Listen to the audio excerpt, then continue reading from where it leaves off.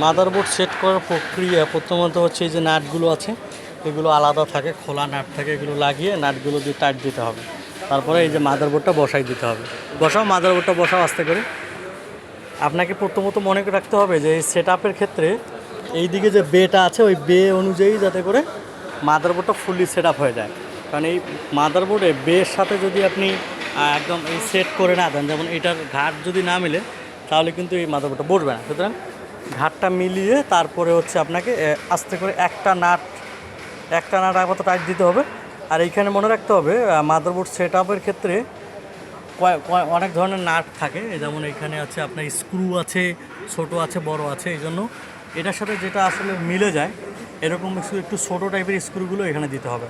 প্রথমে দুই দিকে দুইটা দিয়ে একটু চাপ দিয়ে এটা লাগাতে হবে, তাহলে ফুললি সেট আপ হয়ে যাবে এই মাদারবোর্ডটা।